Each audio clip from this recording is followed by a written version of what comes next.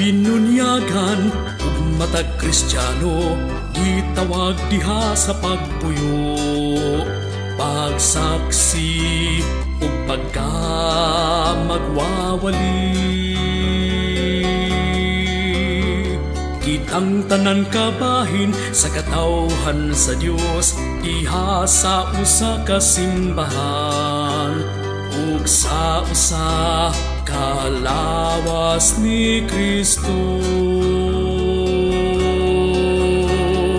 Ang matag magsasangyaw diha sa liturhiya, pililhon nagasa sa parokya, alang sa katawhan ug simbahan. Imantala ang pulong diha sa maayong mga buhat ug panag-ingnan, nga angayan nga sundon sa uban.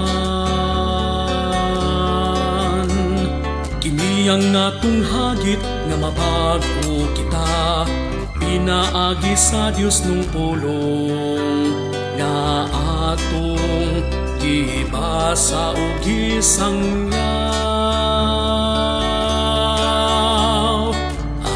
Ang matag magsasangyaw diha sa liturhiya, nililhon nagasa sa parokya, alang sa katawhan ug simbahan.